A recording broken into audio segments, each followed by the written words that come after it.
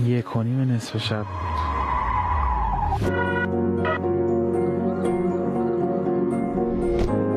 خودم از جسمم زودتر رسیده بودم تو این حیات. حرکتم جوری بود عین حرکت هواپیما، هر چقدر جلوتر میرفت بالاتر میرفت. گفت من اصلا تو رو نمیشناسم. گفتم مگه تو حامد نیستی؟ بعد گفت من حامدم. گفتم من کیم؟ گفت من نمیدونم. اینجا بابت کمک کردن، آب دادن، شناختن باید اجازت صادر شه. گفتن همه اینا کارهای خوبی که کردی گرو حلال کردن زنت میشه. آرزو میکردم که دست نداشتم که اصلا این غذا رو بخوام دست بگیرم که به این خانوم بدم یا به اون آقا. و من متوجه شدم که اون خانومه داشت همینجوری به من نگاه میکرد. من اونجا متوجه شدم که این کار تحت هیچ شرایطی نباید توی پرونده من درج میشد. چرا؟ چون من حتی کارهای بدتر از اونم انجام داده بودم، ولی فکر من سمت این میرفت که چرا انقدر به این موضوع اهمیت داده بودن. و اونجا متوجه شدم که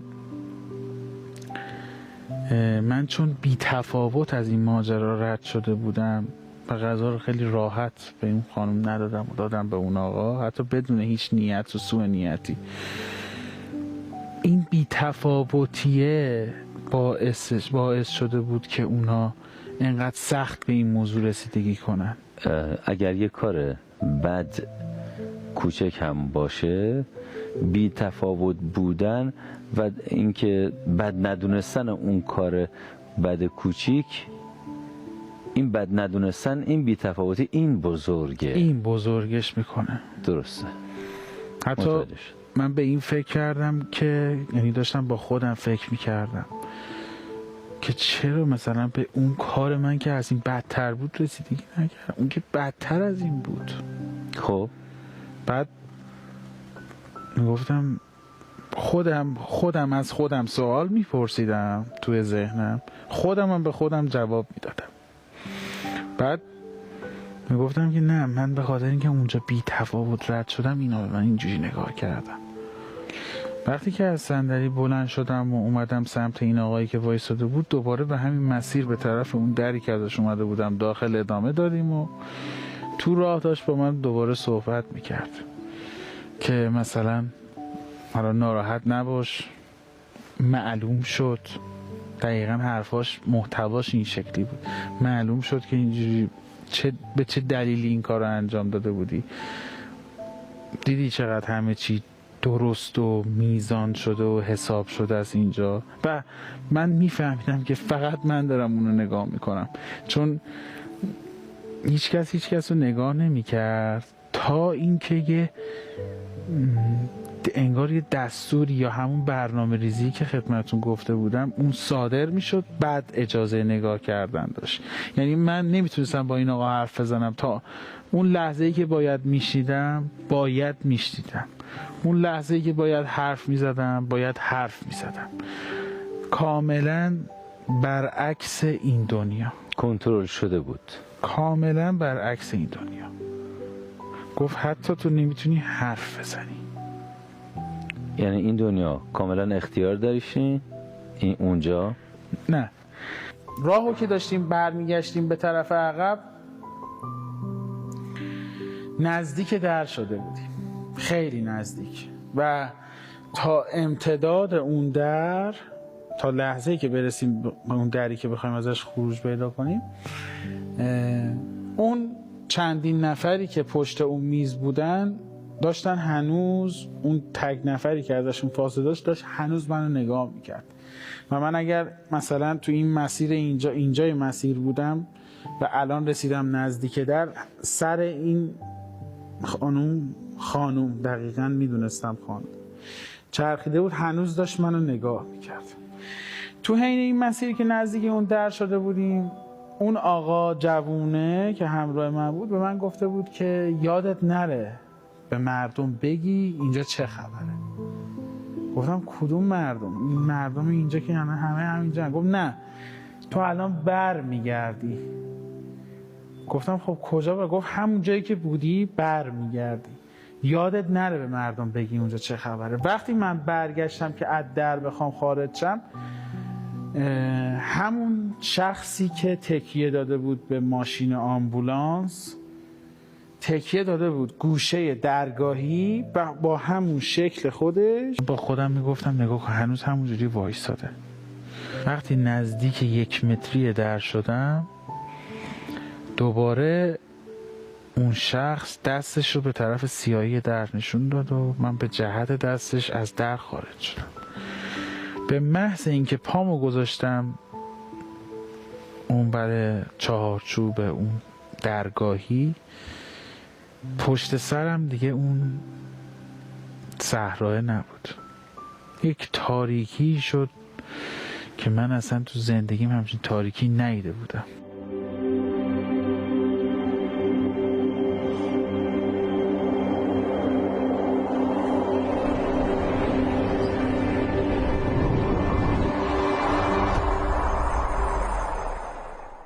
ولی به هوای این که خب الان اینجا اتوبانه و من میرم سمت خونه، به مسیرم ادامه دادم. توی این تاریکی چه چیزایی رو حس می‌کردید یا میتونستید ببینید؟ هیچی. یعنی کوچکترین صدا. جلوی پا؟ اصلا هیچی نمیدیدم. حتی اینجوری راه میرفتم که از ترس نیفتم توی چیزی، چون هیچی رو نمیدیدم. انقدر اینجوری راه میرفتم، اصلا جلومو نمیدیدم. یهو خوردم به یه جای سفت، دیوار بود. من حسش میکردم، چون تو تاریکی نمیدیدی که هیچی رو، فقط باید لمس میکردی. دست زدم دیدم همش دیواره. من همینجوری دستم بردم تا بالا، پایین، حتی پایینش هم آوردم، این ورم بردم، دیدم دیواره. این دیوار رو این شکلی دنبال کردم، دیوار رو سمت راست رفتم، همینجوری ادامه دادم با دستم، دیوار رو دنبال کردم، هی رفتم جلوتر، هی صدای زبون عربی به گوشم میخورد. وقتی ادامه دادم دوباره همون مسیر دیوار رو، وقتی امتداد دیوار رو رفتم همینجوری، این صدای عربی هی هم بیشتر میشد. از دور دیدم که 2 چراغ، 2 نور اندازه بند انگشت از هم روشن بود، با فاصله مثلا 20 سانتی متر از هم، 30 سانتی متر، انقدر دور بود، با فاصله از هم. گفتم خب اون یه جاییه، بذار من برم دنبال همون چراغه. ادامه که دادم، اون یه کوچه‌ای بود، چون هرچی نزدیکتر می شدم نور می اومد. وقتی که کوچه رو دور می زدی، اون یکی از کوچه هایی بود که مشرف می شد به بین الحرمین و اون 2 نقطه نورا بین الحرمین بود، حرم حضرت عباس و حرم آقا امام حسین بود. خیلی خوشحال شدم دیدمش، با اینکه من اصلا تا قبل این تصادف کربلا نرفته بودم. اصلا وقتی دیدمش انقدر خوشحال شدم، انقدر آروم شدم و میدونستم اون کربلاه. یعنی علم به این رو داشتم که کربلا اینجا. و اصلا حس تعجب یا ترس یا دلهوره از این که چرا الان اینجا یهو سیاهی شد، یهو شد کربلا، مگه نباید اتوبان، اصلا نداشتم. انگار این که مثلا از قبل باید من میرفتم اونجا. موقعی که رفتم جلوتر دیدم وارد صحن بین الحرمین شدم. وقتی وارد صحن بین الحرمین شدم، یه دری از روی زمین باز شد که در جنسش عین جنس کف حرم بود، ولی در بود دقیقاً از توی کف حیات بین الحرمین. یه درگاهی باز شد که یه پله‌ای داشت اندازه 3 طبقه زیر زمین، که به همون موازات همون حیات متوجه شدیم که اونجا آشپزخونه حرم امام حسین. ما رفتیم داخلش و وقتی وارد اونجا شدم دیدم که یه میز سرتاسری گذاشتن، سقف اونجا هم کلا پرچم زدن و تو این میز تعداد نفرات پشت میز و هر کسی مسئول انجام یه کاری بود. مثلا من خلال دندون میذاشتم تو پلاستیک، میذاشتم تو غذا، میدادم نفر بعدی. انقدر ریز به ریز و جز به جز بود کارا. چند نفر این کنار میز بودن و شروع میکردن بسته بندی. هر بار که این در باز میشد و چند تا غذا میرفت بالا، یه صدای نوحه‌ای میومد به گوش من میخورد. اون صدای نوحه حالا بعدتر بهتون توضیح میدم که راجبه چیه. اون نوحه‌ای تو یاد و خاطر من مونده بود، چون هر بار که در باز میشد صداش تو گوش من میومد و به محض بسته شدن در، اون نفری که انتها بود، انتهای میز، از اون ته بلند داد میزد. کفگیرم دستش بود. کار کنید که دیگه گیرتون نمیاد. کار کنید که دیگه گیرتون نمیاد. ما هم هر بار که این آقا این حرف رو میزد با اشتیاق بیشتر و میدونستیم راجع به چی داره صحبت میکنه. یک خانومی اونجا بود که با شنیدن این جمله خیلی گریه میکرد. ناراحت نمیشد، خیلی گریه میکرد. انقدر گریه میکرد که من 1000 مرتبه شاید ناراحت شدم. گفتم تو رو خدا انقدر گریه نکن، چرا اینقدر گریه میکنی؟ حرفم نمیزد. وقتی غذاها تموم شد، ما از پله ها اومدیم بالا. وقتی از پله ها اومدیم بالا، اون نوحه تو یاد من مونده بود، چون صداش هنوز از دره می اومد. گفتم خب برم الان زیارت کنم. وقتی که در رو باز کردن، پله ها اومدیم بالا، در رو باز کردن، دیگه بین الحرمینی نبود. اون یکی از خیابونایی بود که مشرف شده بود به بیمارستان، به یک بیمارستانی که من انگار میدونستم اون بیمارستان من داخلشم. این همون بیمارستانیه که شما ابتدای تجربه تو حیاتش بوده؟ دقیقا اون خیابون نیایش بود. دقیقا خیابون نیایش، از درگاهی در اورژانسش میتونه ماشین وارد شه و من اون خیابون رو اومدم بالا. رسیدم جلو در بیمارستان، رفتم از در تو. میدونستم که من الان تو بیمارستانم. قشنگ متوجه این شده بودم که من الان تو بیمارستانم. فقط نمیخواستم باور کنم که مردم. دیدم مادرم جلو در CT اسکن اورژانس نشسته، کفش منم بغلشه، داره گریه میکنه. من خیلی اون کفشم رو دوست داشتم، خیلی. زمانی که پسرم هنوز عمل نکرده بودن، توی قسمت CT اسکن بود و ما میدونستیم اونجا، دیگه فهمیده بودیم ضربه مغزی شده. اونجا برادرزادم آقا حمیدرضا ناخودآگاه بدون هیچ منظوری وسایلی که توی ماشین پسرم بود تو دستش گرفت، آورد رد کرد از جلوی من تو کف زمین نشسته بودم. همینجوری که از جلوی من رد کرد، یه مکسی جلو پای من کرد. من چکمه پسرم رو تو دستش دیدم و اونجا حالم خیلی بد شد. وقتی که وارد این قسمت شدم، انگار میدونستم جسمم کجاه. صورت ناخودآگاه وارد این مسیر شدم، دیدم که مادرم اینجا نشسته، پسر داییمم دقیقا همین روبروی مادرم نشسته بود. بعدش من اومدم از جلو پسر داییم رد شدم، وایسادم اینجا روبرو در CT اسکن. این در داشت به صورت اتوماتیک وار بسته میشد، کسی نمیبستش و من جسم خودم رو اون تخت CT دیدم. وقتی که دیدم مادرم گریه‌زاریش داره بیشتر میشه، دوباره برگشتم سمت مادرم.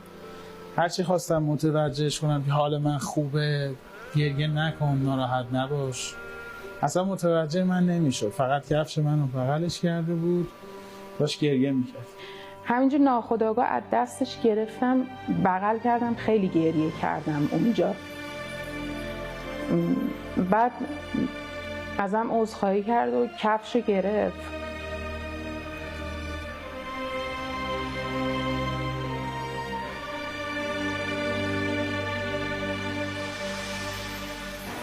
یکی از سخت‌ترین لحظات زندگی من بود وقتی این لحظه رو دیدم، چون آدم وقتی میبینه بعد خودش اینجاست، جسمش اونجاست، اعضای خانواده‌اش وقتی دارن موسش، مخصوصا مادر یا پدر وقتی دارن گریه میکنن موسش، آدم هر کاری میخواد بکنه که متوجهش کنه که ناراحت نباشه. فقط منم اینجا به فکرم رسید که بذار بهش، حالا که متوجه نیست، بهش پیام بدم.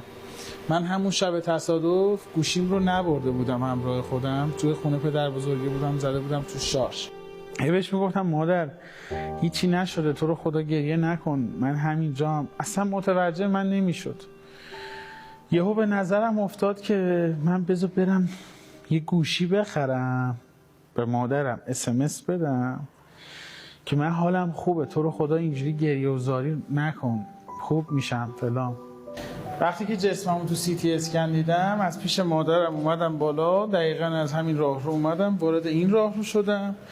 همونجوری که داشتم می اومدم وارد این محیط شدم، دیدم که خانوادم دقیقاً همینجا صرف کردن، وایسادن، پراکنده وایسادن. خالم اونجا وایساده، خانم صدیقه سردکی دقیقاً اینجا وایساده بودن، داشتن با هم حرف می‌زدن. پسر خالم هم آقای میداد سردکی اینجا وایساده بودن. بعد من چون میدونستم که اینا منو متوجه من نمیشن، من دیگه تلاش نکردم که باشون بخوام صحبت کنم. از این راه رو از کنارشون رد شدم رفتم. به فکرم افتاد که برم بهش پیام بدم. فهمیدم گوشی ندارم، گفتم میرم بیرون گوشی میخرم.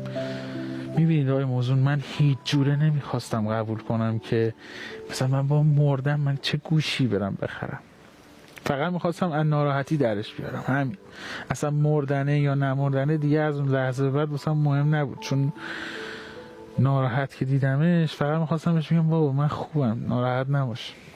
من حیاط بیمارستان اومدم بیرون و رفتم از یکی از گوشی فروشی های توی خیابون ستارخان که گوشی بخرم و فقط به مادرم پیام بدم من خوبم، اینقدر ناراحت نباش.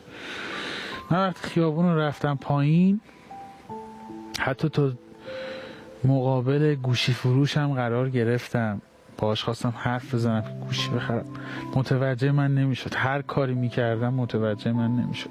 وقتی که دیگه نتونستم گوشی بخرم که به مادرم اطلاع بدم حال من خوبه، نگران نباش، از همین خیابون اومدم بالا. وقتی که اینجا اومدم جلو در اورژانس، دیدم که داییم اونجا وایساده. رفتم جلوش وایسادم. وقتی که جلوش رسیدم یه حرکت اینجوری کردم، میدونستم منو نمیبینه ولی باز اینجوری کردم. دیدم که اصلا حواسش به من نیست، داره بالا رو نگاه میکنه. روبروشی قرار گرفتم، دیدم داره تو خیال خودش فکر میکنه ولی به زبون نمیاره. فکرشو من میتونستم بخونم. تو خیال خودش داشت میگفتش که ریم نیکنه بگم امیر پیل داره یا نه، ریم نیکنه بس بگم من همه پیل نانسید یا نه. ماشین امیرم که به نام خوسه نیبو فروشیست، اگر احیانا امیر حالش بد آبی و پیل زیاد خواست سی عمل و ایجور حرفا، ما ماشین خوم فروشم پیل دوم اصلا ایشالا امیر حالش خوب بود یا درستش کنیم. دقیقاً این حرف رو دایی بنده توی خیال خودش داشت به زبون بختیاری فکر میکرد. وقتی که این فکر رو دایی میکرد و من فهمیدم، خیلی خوشحال شدم. دیگه داخلم نرفتم، به خاطر همین فکر میکردم خوب شدم. بعد من با خودم گفتم حتما حال من خوب شده که اینا دنبال حساب کتابای منن، حتما میخوان پولی بدن بیمارستان. دقیقا اون لحظه این فکر اومد تو سرم، حتما حال من خوب شده، اینا الان میخوان پولی بدن بیمارستان، دایی من الان به خاطر همین روش نمیشه به مادرم. پس هزینه های بیمارستان رو دایی داره حساب میکنه. آره دقیقا همینطوره. بله دقیقا همینطوره. بعد از اینکه این حرف رو زد، دایی گفت خب ایراد نداره، من ماشین خودم رو میفروشم، مثلا پول میدم بیمارستان، حالا که نه روم میشه به خواهرم بگم پول تو حسابش هست، نمیتونیم ماشینش رو بفروشیم، نمیتونیم به بقیه اموالش دست بزنیم چون باید خودش بلند شه. من ماشینم رو میفروشم، پول بیمارستانش رو میدم. اینجا من متوجه شدم که پس حال من خوب شده دایی داره این کارو میکنه. من انقدر خوشحال شدم از این تصمیم داییم دیگه وای نستادم باش حرف بزنم یا مثلا تلاش کنم که مثلا فقط بهش انقدر مطمئن بودم که من مثلا اون صدای منو میشنوه. بهش گفتم که مثلا الان میرم واسه ماشین میخرم حالا که این کارو داری واسه من میکنی. من همون راهو برگشتم از خوشحالی، اصلا تو بیمارستانم دیگه نرفتم، فکر میکردم حال من خوب شده. همون راهو برگشتم دوباره کاملا غیر ارادی سمت یکی از محله‌های تهران به اسم نازی آباد. انگار ماشین از قبل خریداری شده بود، انگار که من پول اون ماشین رو داده بودم خریده بودم، انگار که من اصلا از قصد باید میرفتم بالا سر یک پرچیای سفید و میدونستم این همون ماشینیه که من میخوام برای داییم بخرم. وقتی رسیدم تو اون محله گفتم آها این همون ماشین است، همینو میخرم. ماشین اصلا تو خیابون بودا، ولی انگار بعد تو اون مسیر من شاید 100 تا پرشیا دیده بودم، ولی انگار اون بود دقیقاً مورد معامله‌ای که خریده بودم واسه داییم، انگار اون بود. گفتم خب دیگه خدا رو شکر اینم خریدم واسه داییم، اینم به جبران همون زحمتی که خواست واسه من بکشه. وقتی که من با دایی شما گفتگو کردم ایشون خیلی تعجب زده شدن. دایی ایشون کاملا بیخبر بود از اینکه ایشون این مطلب رو دیدن و مطلع. خب با شگفتی به صحبتهای من گوش کردن و گفتن که این مطلب رو به احدی من نگفتم، یک مسئله کاملا شخصی درون خودش، درون ذهن و روح و پیشینه وجودی خودش بود، پنهان از هر کسی. و از اینکه الان بنده به عنوان یک فرد غریبه داشتم اینو میگفتم کاملا متعجب شده بود و بابت این تصمیم اقداماتی هم انجام داده بودن و رفتن کارهایی انجام داده بودن، اقدامات داشت دقیقا در ادامه این تصمیم و از هیچ یک از این اقدامات کسی اطلاع نداشت. خیلی عجیب بود برای ایشون، برای بنده نه. خب دیگه صدها بار من به اینجور موارد برخورد کردم، برای من عادی بود، اما ایشون غرق شگفتی این مطلب رو گفتن. بریم محضر دایی بزرگوار شریف و عزیز ایشون، بشنویم گفتار ایشون رو و برگردیم. چشم راه شماییم همینجا. من خونه بودم حدودا ساعت 8:30 شب بود. امیر و حمیدرضا پسرم و یکی از دیگه از بچه خواهرام که اسمش میلاده قرار شد با هم برن فرزاد شام بیرون باشن.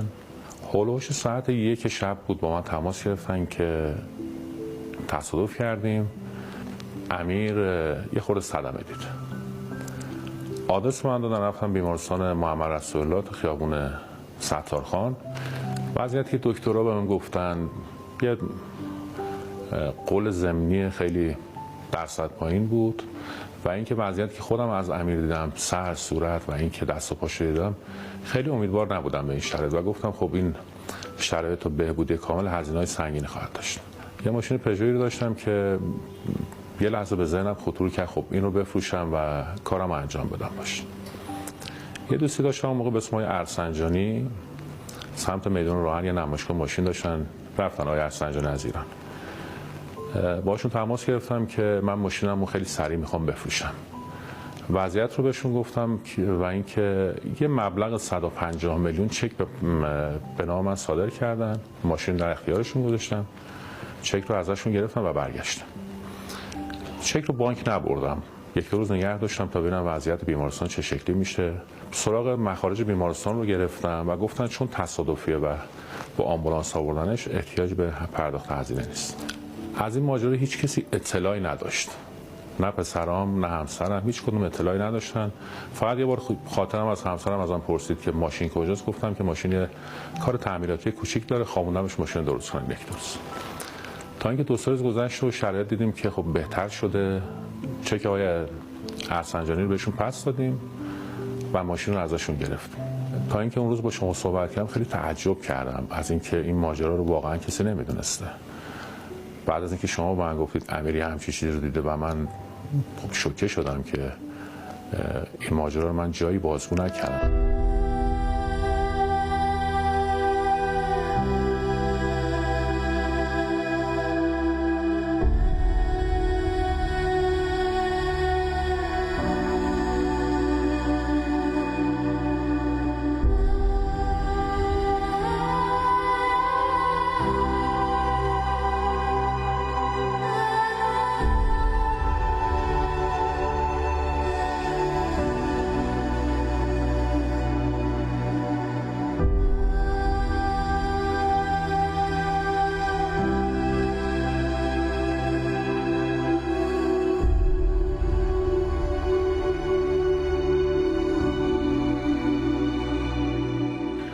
وقتی که دیگه ماشین رو خریدم و خوشحال شدم از اینکه به پاس زحمت اون تلاشی که دایم کرده بود واسه این موضوع اون ماشین رو خریدم، خوشحال اون مسیر رو برگشتم. وقتی تو راه برمیگشتم رسیدم به محله‌ای که خونه پسر خالم توشه و خونه فعلی مادرم اینا و پدر بزرگم اینا داخل همون محله. اون پسر خالم همون پسر خاله‌ایه که تو اون صف دیده بودمش. وقتی وارد خونهشون شدم، درگاهی ورود خونه ایشون طوریه که وقتی وارد میشی یه راهرویه و تو اون راهرو تن خودم رو روی تخت دیدم که خودم روی تخت افتادم. وقتی که نزدیک خودم شدم دیگه منی نبودم که وایساده بودم، من اون شدم، من تبدیل به اون شدم. یعنی یکی شدین؟ بله دقیقاً. انگار دیگه خودم اونی نبودم که عد داشتم از بالا میدیدم، اونی بودم که رو تخت دراز کشیده بودم. اینجا صدای پسر خالمو میشنیدم، صدای زنشو میشنیدم. دیدم که آقا حامد جوون شده، یعنی سنش از الانی که هست شاید 10 سال جوان‌تر شده. اومد از جلوی تخت من اومد، دقیقاً نشست پایین دست راست من بغل کتاب خونش. من وقتی ایشون رو دیدم فهمیدم که جوون شده چقدر. مثلا با خودم داشتم میگفتم این الان حامد نیست. اینجا الان کجاست؟ خونه پسر خاله؟ آقا حامد پسر خاله. بله خونه خود همین ایشون. دیدم که یکی از کتاب‌های کتابخونه‌اش رو در آورد، یک کاغذ الاش در آورد، کاغذ رنگش قهوه‌ای رنگ بود و من خیلی توجهم رو جلب کرد. داره چی کار میکنه؟ شروع کرد یه چیزی نوشتن. متوجه شدم که حامد داره یک چیزی رو یادداشت میکنه توی کاغذ قهوه‌ای رنگ، به صورت عمودی هم هست. داره یه چیزی رو یادداشت میکنه که خواسته و اون نیت قلبیشه، داره حضرت علی رو وساطت قرار میده برای اینکه به اون توسلات خودش برسه. همونجوری که داشتم رو تخت دراز کشیده بودم و داشتم نگاش میکردم، من نمیدونم حالا چجوری متوجه شدم که فهمیدم اون نامه اون روز مربوط میشد به شب 13 رجب. شب 13 رجب 1 سالی از سالهای زندگی پسرخاله من که الان جوون شده و این همون شبشه که این نامه رو نوشته. یعنی 10 سال پیش حامد رو داشتید میدیدید که تویش یک شبی از شب 13 رجبی نشسته نامه نوشته، این نامه رو نوشته خطاب به حضرت علی و خواسته های خودش رو مطالبه کرده. من وقتی اینو دیدم تموم شد کارش، دیدم که اون کاغذه رو برداشت و گذاشت لای یکی از کتاب‌های کتابخونه‌اش، گذاشتش لای یکی از کتاب‌های کتابخونه‌اش و گذاشتش لای کتابش. کتاب رو برگردون سر جاش. نوشته ها رو میدونستم نمیدونستم باب به باب راجع به چیه. میدونستم که حامد یه سری خواسته های قلبی داره، یه سری خواسته های دنیوی داره و با توسل به حضرت علی و واسطه کردن به ایشون نسبت به خدا از خود خدا میخواد.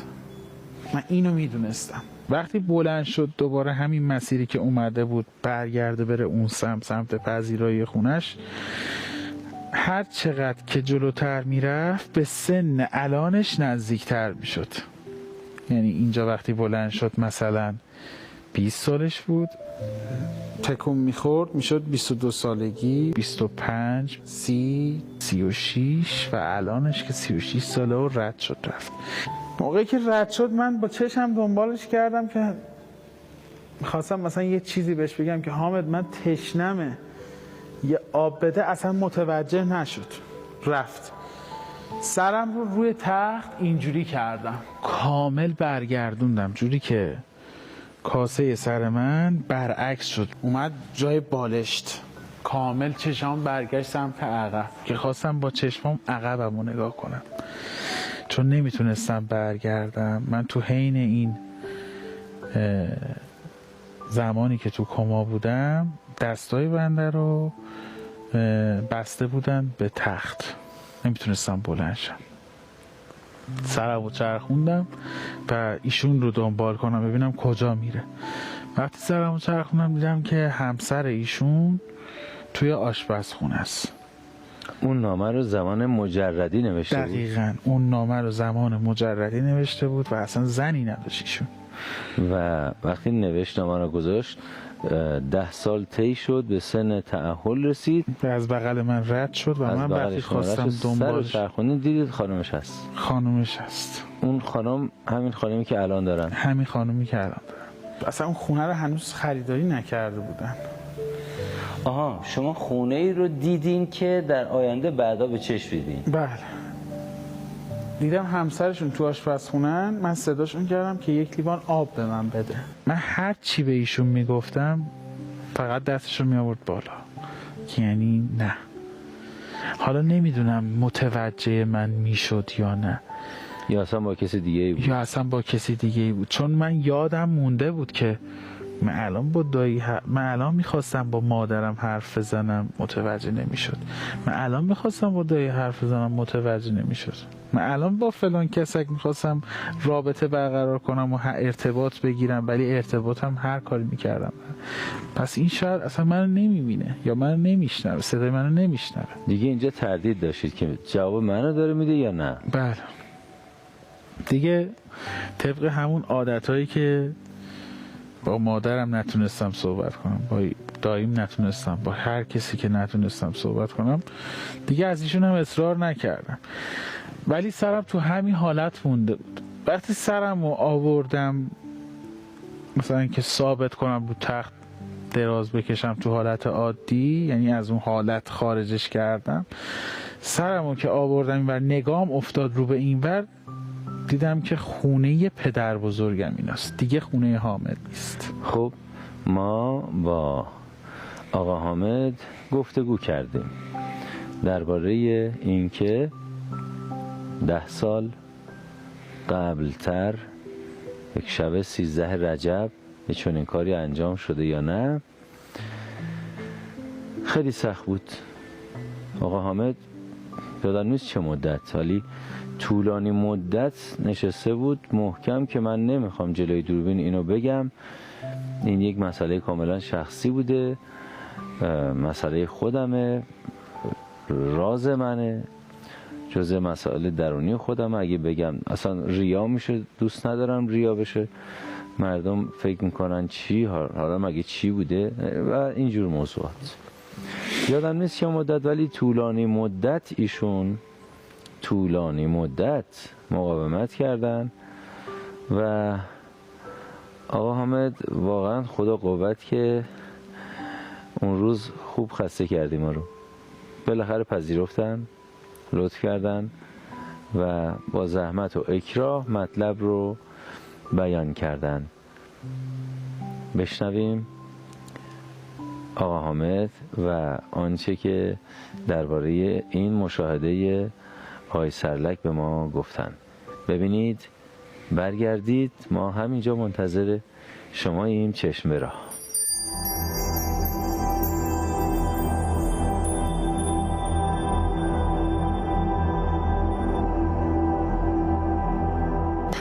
تیر 1395 13 رجب سالروز میلاد آقا امیرالمومنین بود. قبل از اذان صبح بود، یعنی مونده بود 1-2 ساعت به طلوع اینها و من تو وضعیت نماز شب بودم. یعنی اون شب خیلی علاقه داشتم این کار رو انجام بدم و به شکل خیلی منظمم تو برنامه‌ام نبوده. یعنی بگم همیشه من تقید داشتم نسبت به این موضوع و خیلی علاقه داشتم که تو این شب خاص یه توسل ویژه‌ای به امیرالمومنین داشته باشم. نمیدونستم به چه روشی، یعنی واقعا برای خودم تو اون وضعیت توی سجاده دقیقا موقعیتم رو یادمه. برای من سوال بود که چه کاری میشه کرد یه کار ایدئالی باشه. همونجا نگاه کردم روی میزم یه کاغذ قهوه‌ای دیدم، واقعا چرت نویس بود، دورش این تبلیغات داشت، یه حالت سربرگ و اینا. من اینو برش زدم چون دوست نداشتم تبلیغات تو این کاغذه باشه و شروع کردم یه چیزایی رو نوشتم برای خودم. ببین خدا اینو من میخوام پرزنت کنم به شما، من به عنوان بنده این به خودم مکلف میکنم، اینا رو میخوام تقدیم شما کنم، یعنی چیزایی که تو ذهنمه، حواست به من باشه. بعد ضمانت این قضیه هم خود آقا امیرالمومنین میگرفتن، یعنی مینوشتم میگفتن من ضامنم ایشونه دیگه. اینو من نوشتم گذاشتم لای قرآنی که باز این قرآن اصطلاحاً شخصی کتابخونه شخصی خودم بودش، یعنی مثلا خانواده میخواستم برن احیا اینا این قرآن رو نمیبردن چون میدونستم برای منه، یعنی من مطالعه میکنم. موضوعی که دیده بودن ایشون تو کما بودن، تقریبا فکر کنم 3-4 روز بعد از کما بود. من توی منزل نشسته بودم با خانومم که خانومم تو آشپزخونه بودن. حالا جالب امیر این حالت انتقال رویی که داشتم دقیقا این صحنه دیده بودن که حتی خانم من تو آشپزخونه خودشون به من تعریف کردن که حتی صدا میکنه که مثلا زن داشت یه لیوان آب به من بده، میگه نمیشه، ولی تو نشستی و انگار تو فکری، مثلا داری به یه چی فکر میکنی. میگم من میدیدم به چی داری، یعنی این فکر رو میدیدم. حالا همون بره من یه دوستی داریم، فکر من این بود، من اون موقع مثلا یه کار اقتصادی داشتم انجام میدم، میخواستم شروع کنم و دوست داشتم اگه این کار اقتصادی آورده مالی خوب بر من داشت، به همکاری یکی از دوستان جهادی توی سیستان و بلوچستان خیلی دوست داشتم یه درمانگاه بذارم و به نام امیرالمومنین باشه این درمانگاه. خیلی تاکید داشتم و حتی من اون روز زنگ زدم بهش هزینه ازش، یعنی گفتم مثلا چقدر مساله میخواد، این دیتیل و اینا رو مثلا داشتیم با هم هماهنگ میکنیم بدونم که مثلا دارم نظم میکنم اصلا در توانم هست میتونم کمکی خوبی بکنم و خیلی این ذهن من درگیر کرد. و اون شب من توسل کردم، گفتم مثلا اگه امکان داره این شرایط در آینده بشه، من اولین دلیلی که میخوام این کار اقتصادی بشه، دومین دلیلش آورده مالی خودم بود اون موقع، واقعا این قلباً دارم عرض می‌کنم خدمت. اولیش اون درمانگاهی که برای مناطق کم برخوردار اینا توی سیستان و بلوچستان یا کرمان قرار بود جانمایی بشه و اینها، و من دنبال این بودم یه کمک خیلی خوبی بتونم انجام بدم و این از سر من گذشت و اونجا نیت کردم. بلند شدم نشستم روی تخت، چون دقیقاً دست راست من تو اون لوکیشنی که الان دارم خدمت شما میگم در ورودی ساختمونه. در ورودی ساختمون باز بود. من متوجه شدم که واحد بغلی اینا حامد خریداریش کرده، یعنی به من الهام میشد. حامد اون رو خریداری کرده و تبدیلش کرده به یکی از بیمارستان یا درمونگاهی که خیلی کوچولوه، حتی کوچولوش هم تو نظرم اومد، ولی فهمیدم اونجا که یکی از توسلات حامده، یعنی چی؟ یعنی یکی از خواسته های قلبیش بوده تو اون شبا که من همچین جایی رو احداث کنم با هزینه خودم. وقتی که این موضوع رو دیدم و اون قضیه نامه نوشتن رو دیدم، متوجه شدم که توسل کردن چقدر چیز خوبیه. چون من یه ذره که چه عرض کنم، یکی از خصوصیات اخلاقی بنده تو این دنیا که خیلی اصلاح شده بعد از این جریان اینه که توسل میکنم و اصلا شخصی بودم که توسل نمی کردم و به صورت کاملا خودمختار جلو میرفتم. اصلا هم حقی رو ضایع نمی کردم از هیچ کس، اصلا، ولو یک ریال، ولو یک اندازه یک ارزن، ولی کاملا خودمختار. یعنی نمیذاشتم، مثلا نمیگفتم که مثلا خدای یه کمکی بکن، اصلا. بعد از این من متوجه شدم که توسل کردن چقدر خوبه. نگاه کن، حامد اینجا توسل کرده، الان رفته این ور، حالا درمونگاش رو احداث کرده. پس قطعا توسل کردن راهو بر آدم آسون میکنه. دقیق درست میگفت. من حتی جالبه چند ثانیه بعدش اینو به خانومم گفتم. یعنی اول نیت منو امیر دید، مثلا شما حساب کن 10 دقیقه من به خانومم نیتمو گفتم. یعنی اون زودتر فهمید تا کسی که با من اونجا حضور داشت. یعنی حاضر واقعی امیر بود، نه خانومم.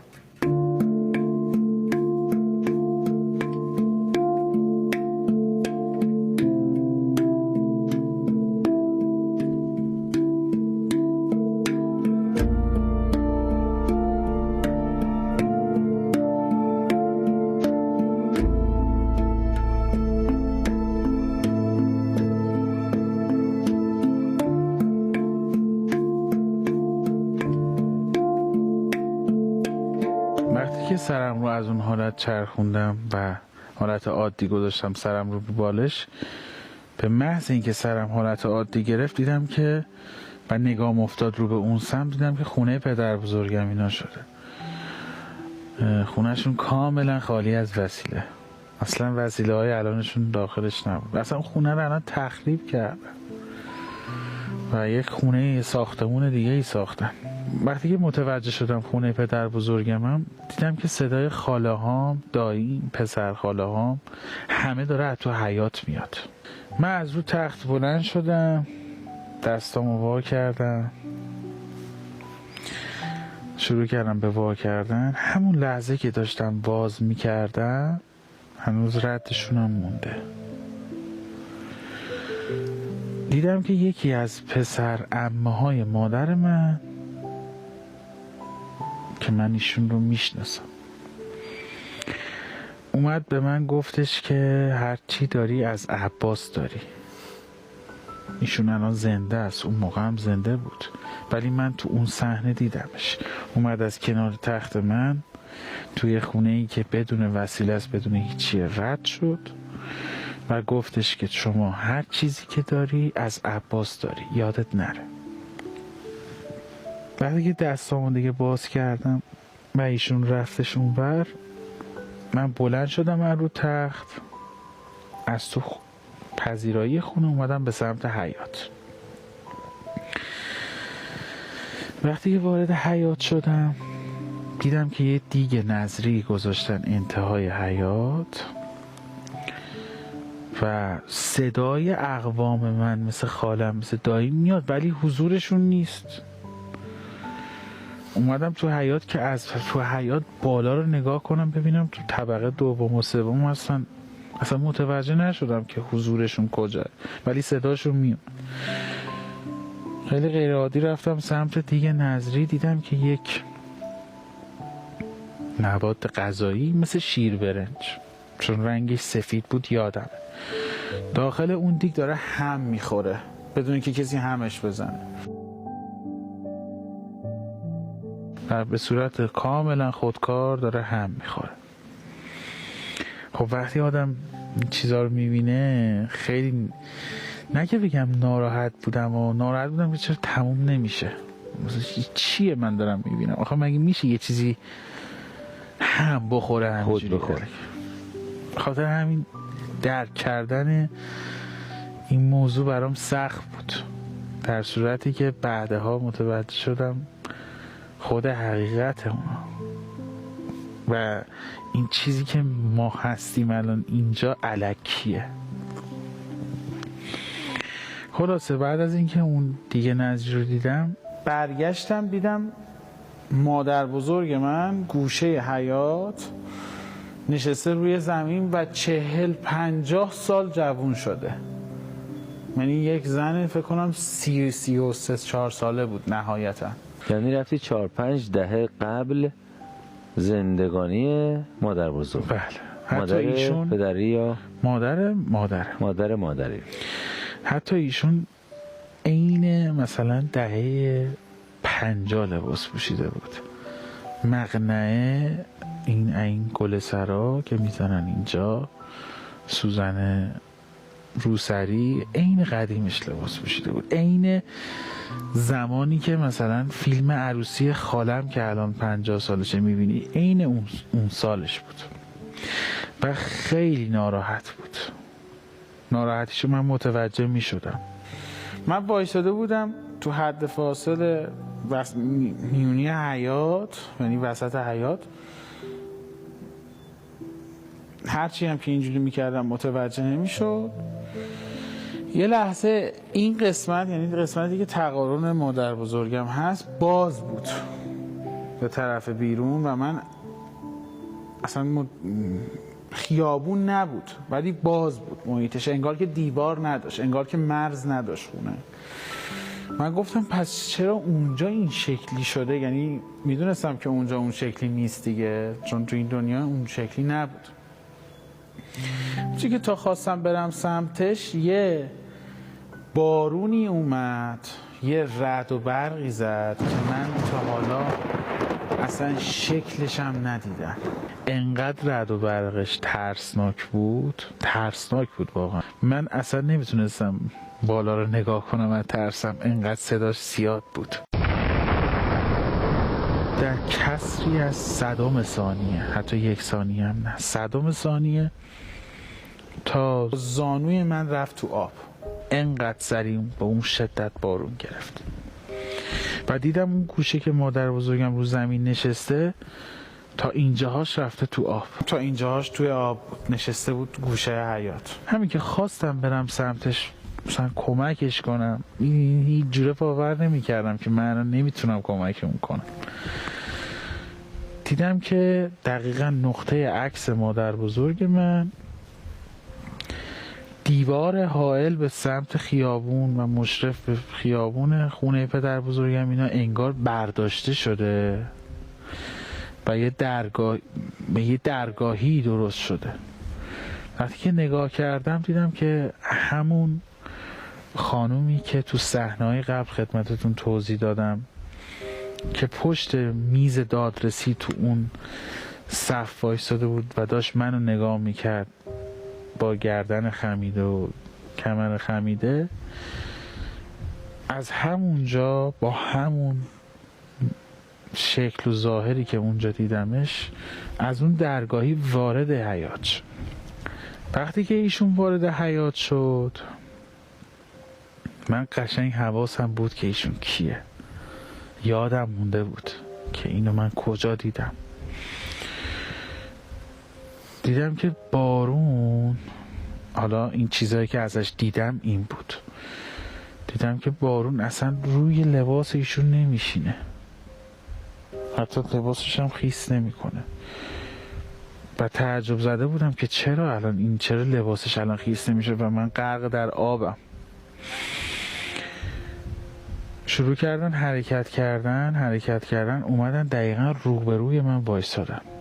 وقتی که ایشون حرکت میکرد و پاشون به سمت هر طرفی میرفت، من توجهم که جلب شد به سمت دور حاشیه پاشون. میدیدم که به شعاع 1 متر یه دایره‌ای درست شده که این دایره نمیذاره ایشون خیس بشه.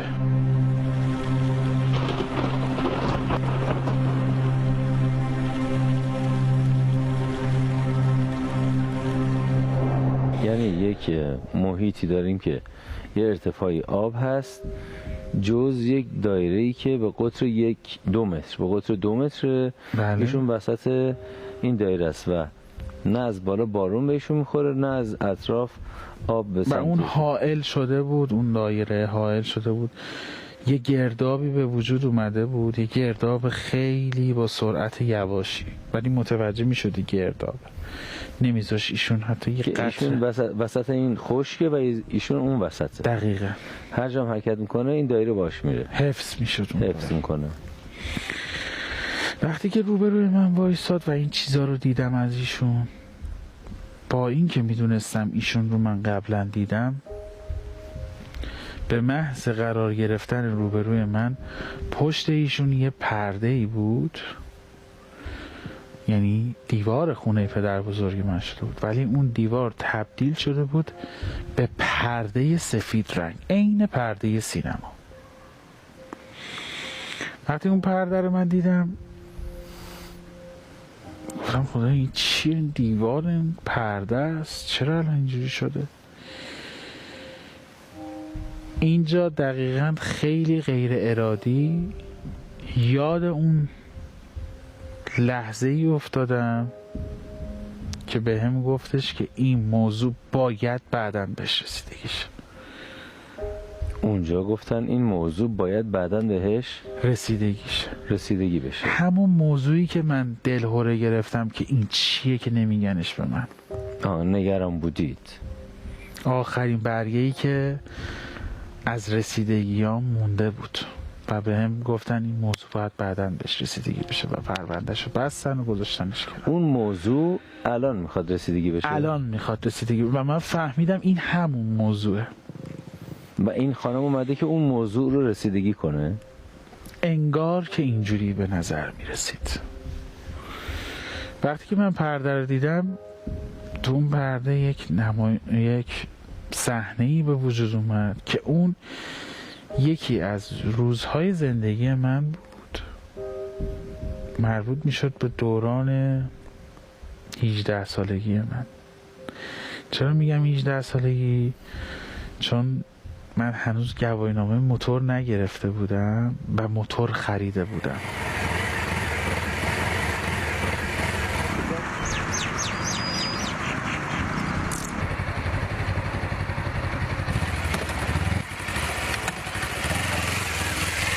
اونجا یه صحنه‌ای رو به من نشون دادن که من پشت چراغ قرمز بولوار کشاورز و تقاطع فلسطین ترمز میکنم و یک خانومی میاد اونجا پشت چراغ. اون خانوم خصوصیات ظاهریش این شکلی بود که شکل اعراب بود، شکل زنای عرب بودن، یعنی چادر عربی پوشیده بودن و بچهشون رو گذاشته بودن تو کمرش و من از طرز بستن چادر دور کمر بچهش و کمر خودش فهمیدم که این خانوم مربوط میشه، اصل نسبش مربوط میشه به بوشهر و آبادان و چون فیلم ها دیدیم دیگه ما، که این خانوم تکدیگر یا گدا نبود. اومد به من گفتش که آقا من از شما کمک میخوام، میشه یه ذره کمک من کنید؟ منم گفتم خب مثلا پول میخواد دیگه. همینجوری پاشو بلند شدم رو موتور وایسادم دست کنم جیبم بهش پول بدم. گفت نه پول نمیخوام. گفتم پس چی میخوای؟ بلند شدم رو موتور وایسادم دست کردم جیبم که بهش پول بدم. گفتش که نه من پول نمیخوام. گفتم خدایا یعنی چی میخواد از من فلان؟ گفتم خب چی میخوام؟ من دارم پول میدم به شما دیگه چه کمکی کنم؟ گفت نه من راستشو بخوای بچه‌شم داشت همون لحظه داشت گریه میکرد. گفتش که من شوهرم یا حین برقکاری یا مأمور برق، یکی از این دو حالت بود، ولی برق و مطمئنم یا حین برقکاری بوده یا مأمور برق بوده. تو اهواز همونجا که گفت اهواز فهمیدم که بله این خانم عربه. حین کار کردم برق گرفتتش و برق از ساق پاش خارج شده و مجبور شدن دکترها به خاطر لمس شدن پاش یکی از پاهاشو از ساق به پایین قطع کنن. من وقتی اینو شنیدم خیلی ناراحت شدم، خیلی. گفتم خب الان من چیکار کنم واسه و فلان. گفت من سر این موضوع استرس گرفتم، شیر من خوش شده، اگه میشه یه قوطی شیر بخر واسه بچه من. دقیقا روبروی تقاطع فلسطین و بولوار کشاورزی که پشت چراغ قرمز بودم، اون دست خیابون یک داروخونه ای هست و هنوزم هست و هر موقع از جلوش رد میشم میبینمش. من موتور رو آوردم بغل، رفتم از اون داروخونه یه قوطی شیر خوش خریدم و دادم به اون خانوم و اون خانوم از خوشحالی نمیدونست چی کار کنه. نه که از خوشحالی یه قوطی شیر خشکا، نه، یه شاید من اون پولی که میخواستم بهش بدم از پول اون قوطی شیر خوش بیشتر بود. از اینکه مشکلش حل شده بود، از حل شدن مشکلش خوشحال شده بود. من وقتی بهش قوطی شیر رو دادم از خوشحالی شروع کرد گریه کردن. اینجا من دیگه برگشتم سمت موتور و دیگه هیچی رو به من نشون ندادن. حالا من برمیگردم به منی که تو حیاط وایسادم. وقتی این موضوع رو دیدم که اون خانوم تو اون تصویری که ایستادن وقتی دارن گریه میکنن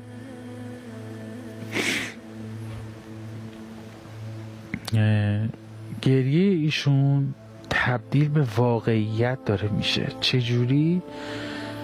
خب وقتی که داشت گریه میکرد قطره اشک ایشون وقتی اومد پایین به زمین اصابت میکرد. این گریه اون مادره؟ بله.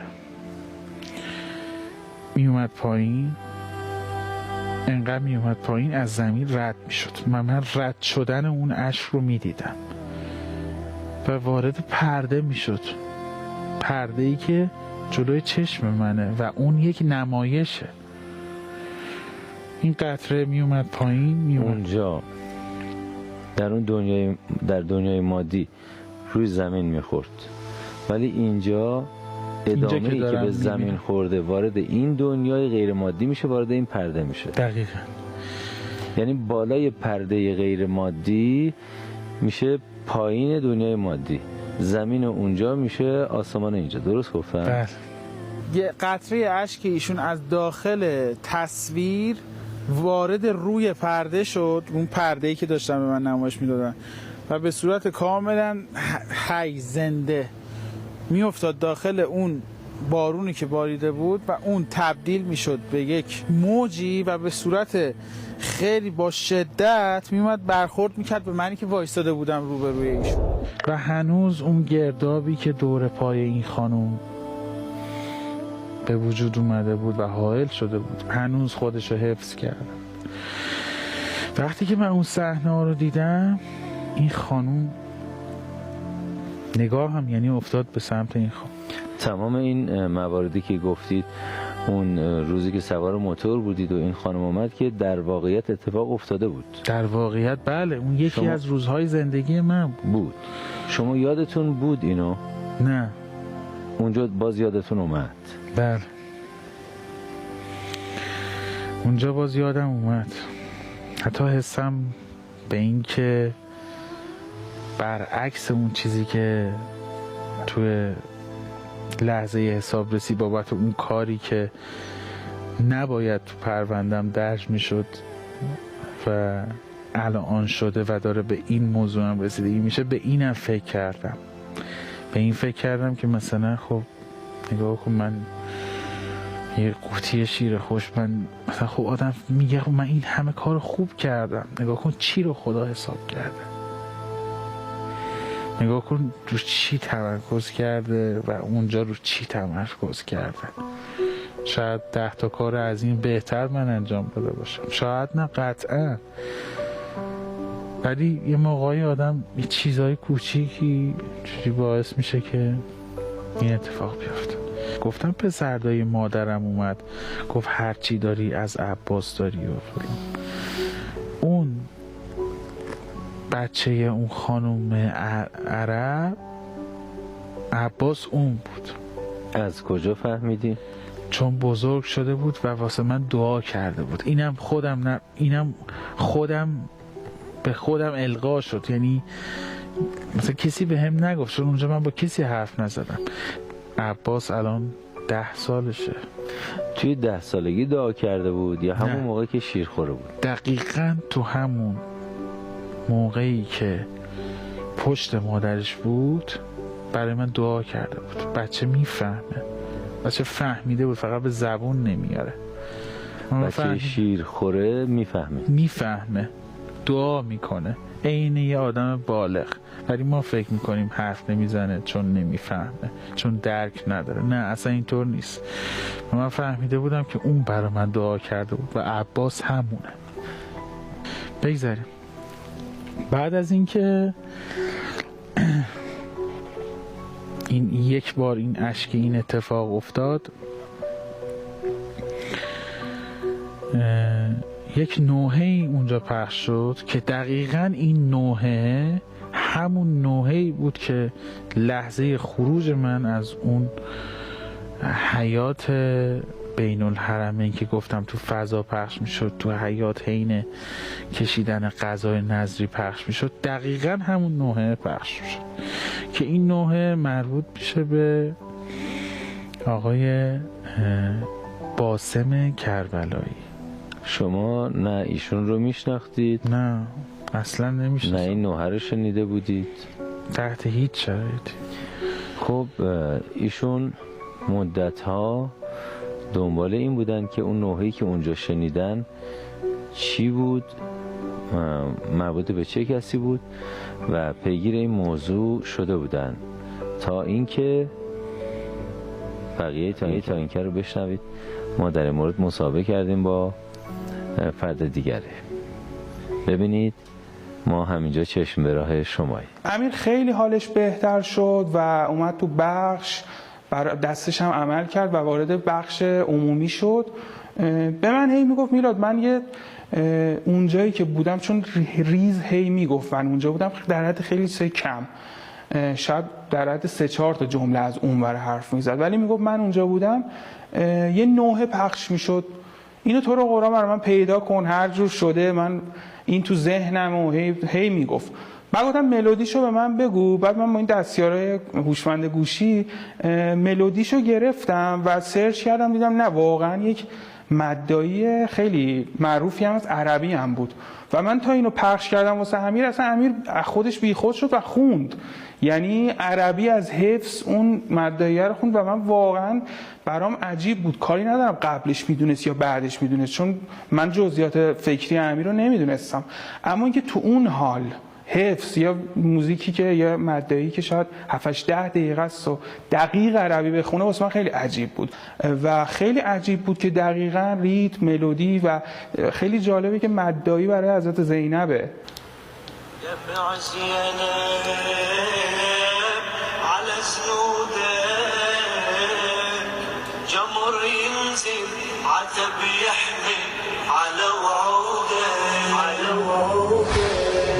زينب على سنودك جمر ينزل عتب يحمي على وعودك يا ابو الاحساس كلام الناس يا ديني على الجفين نسألك وين دليل. خانم حرکت کردم به سمت مادر بزرگم.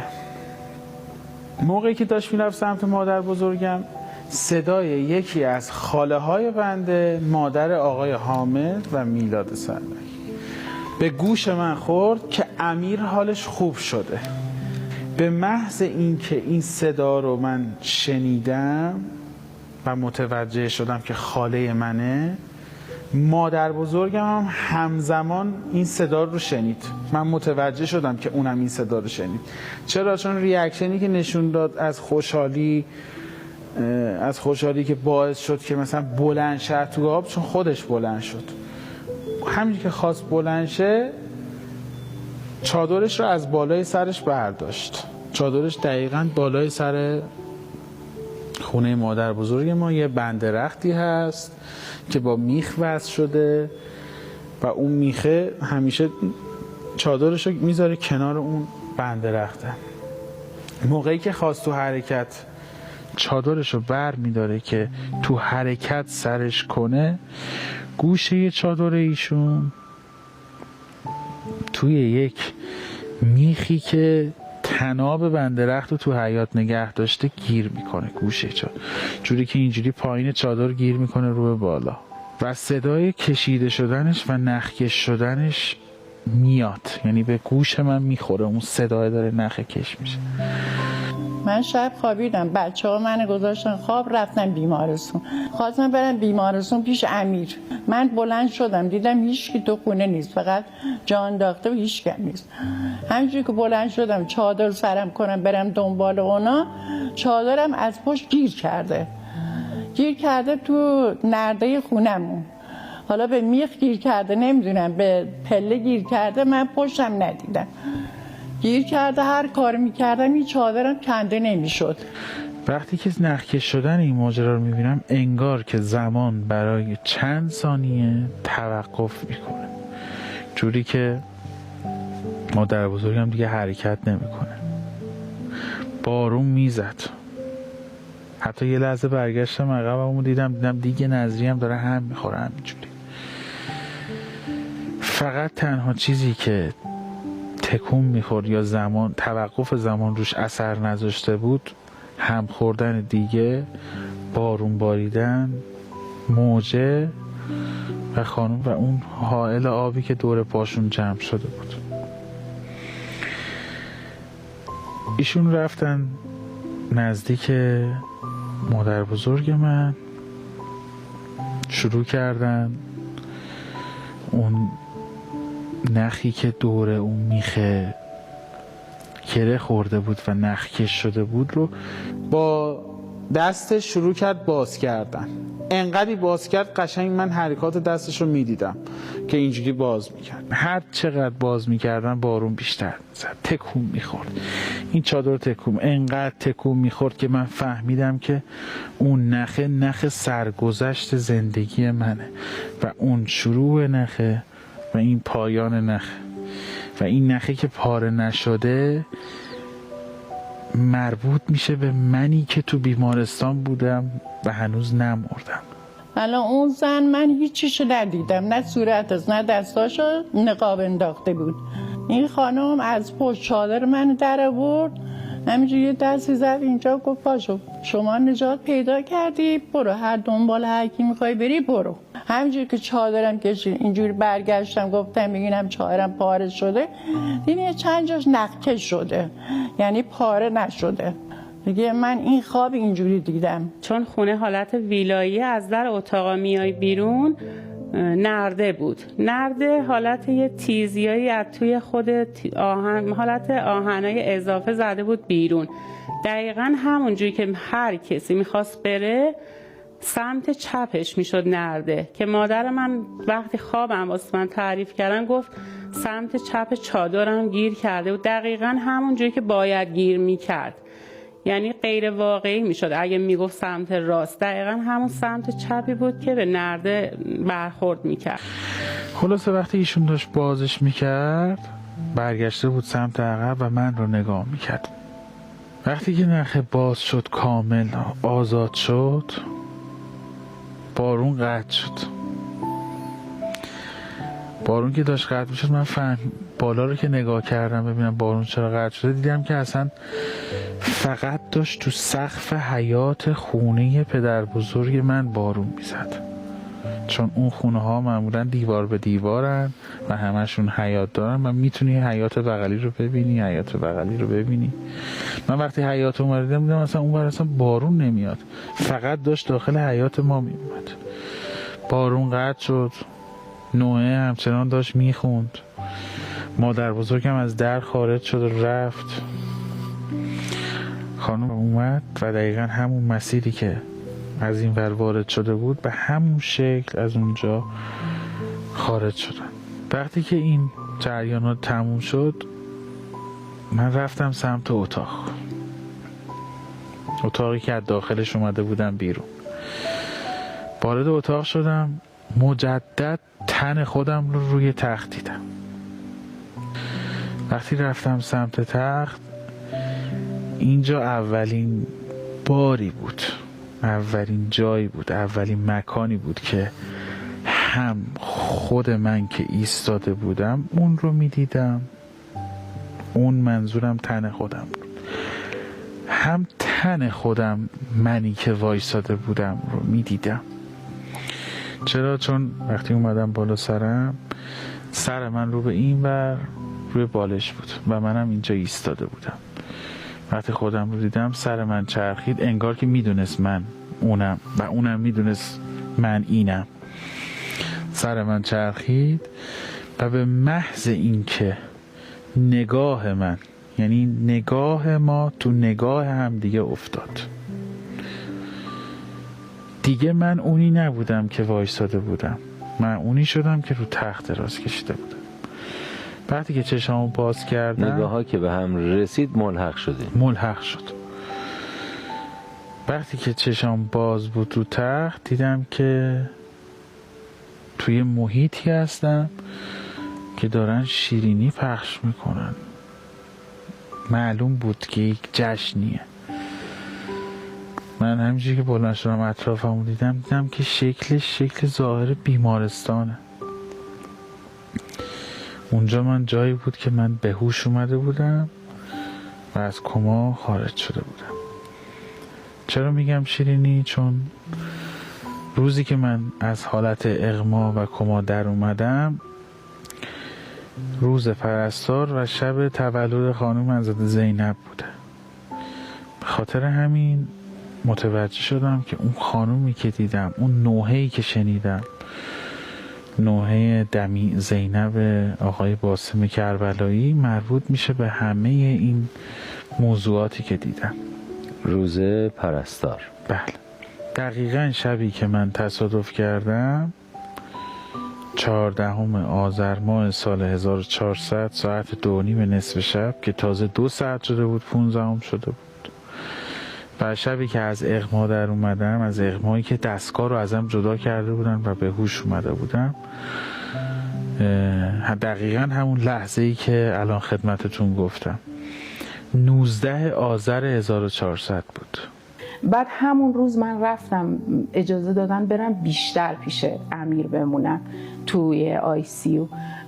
رفتم گفتن هر جوری میتونی باهاش صحبت کن، به هر نحوی، فقط از تصادف چیزی نگو.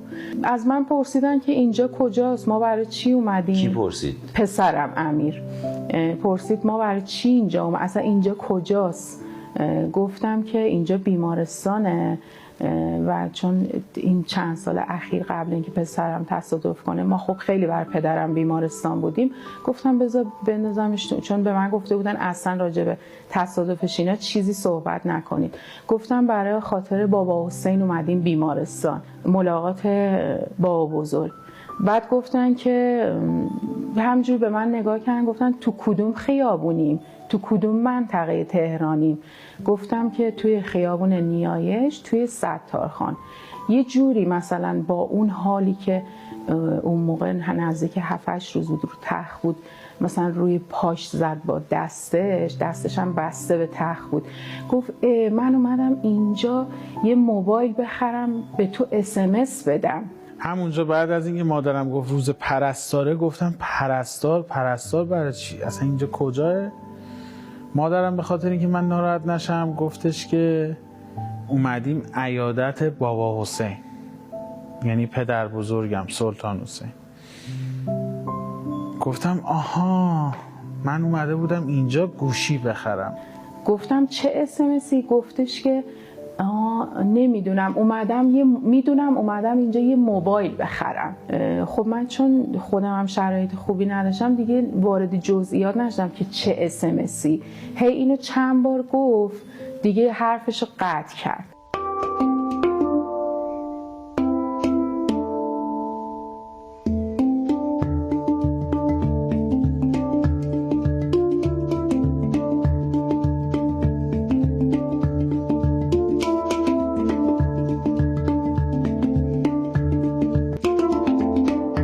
گذشت و تا چندین سال بعد که سال 1400 ایشون برای اولین بار اگر اشتباه نکنم منزل ما اومدن. بعد از این دوران نقاهت که چندین مرحله عمل جراحی داشتن، ما دعوتشون کردیم منزل شخصی من اومدن و همینطوری که نشسته بودن کتابخونه منو نگاه کردن. یک دفعه جوری که مثلا انگار یک چیزی تکونشون میده، گفت حامد من یه چیزی از تو دیدم.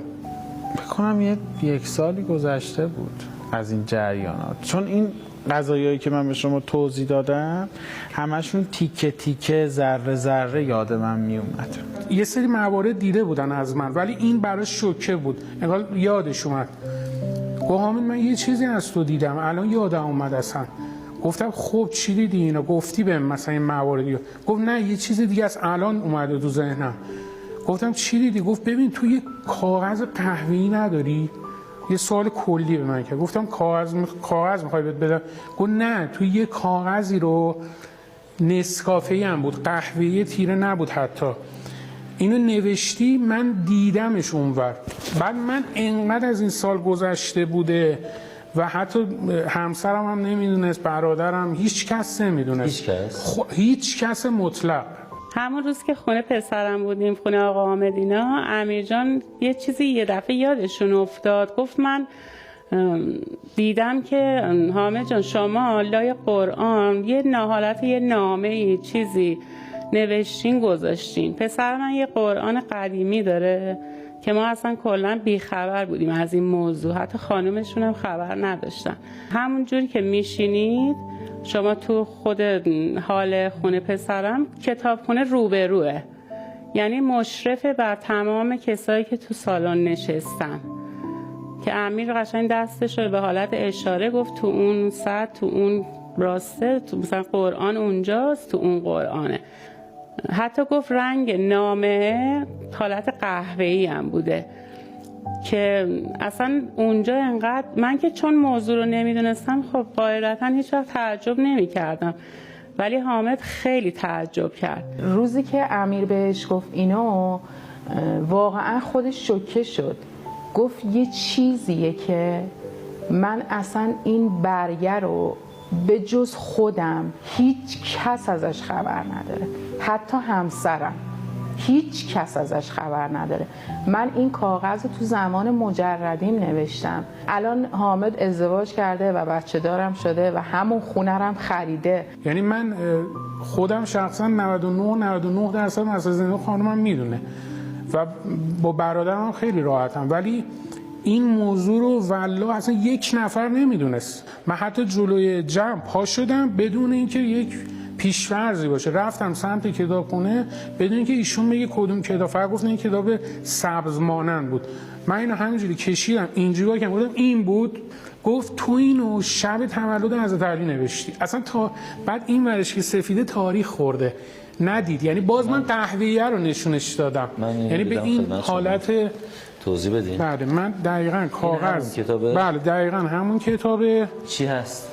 قرآن کریم هستش و یه قرآن تقریباً قدیمی هست. دقیقاً این به این شکل بود و من از دور جلوی کتابخونه گفتم اینو میگی؟ یعنی به این شکل که دیگه پسرم پا شد آقا حامد در آورد قرآن و نامه رو نشون داد. امیر گفت به خدا که خودش بود، رنگش هم چون قبل که در بیاره امیر گفته بود که یه نامه رنگ تقریبا کاغذش قهوه‌ای ایناست. تاریخی که این خورده اینجاست، اینجا نیست. این به این شکل بود که من بستم شوکه شده بود امیر، گفت تو اینو شب تولد حضرت علی نوشتی، در صورتی که تاریخ پشتش خورده و ریز اون پایینه. من خودم بعد اینجوری بخونمش الان. برگشت گفت تو اینو شب تولد امیرالمومنین نوشتی. من میدونم. گفتم نمیدونم، یعنی انقدر گذشته بود من نمیدونستم. گفتم نمیدونم، بذار ببینم. این دقیقاً اینجوری باز کردم، گفتم آره. هنوز که هنوزه میگه مامان باورم نمیشه همچین چیزی رو، چون واقعا یه چیزی بود بین من و خدا. درخواستا عموماً به سمت و سوی متعلقات خاص دنیوی زیاد نیست، یعنی عمومشون بیشتر اخروی معنوی. ببینید دغدغه مادی تو ذهنم بود اون شب، چون من در شرف ازدواج بودم و شرایط سختی داشتم حقیقتش، ولی من این مادیات رو به خودم اجازه ندادم. ولی تو ذهنت؟ ولی تو ذهنم بود.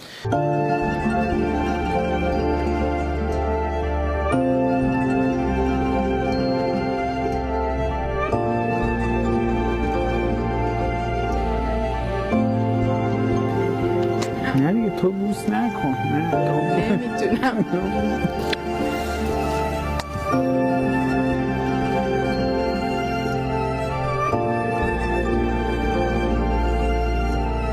مرسی بابت اون روزایی که خودت میدونی خیلی سخت بود، خیلی دردناک بود، ولی کنارم موندی و حاضر نشدی که مثلا دستگاه رو ازم جدا کنم. واقعا ممنون.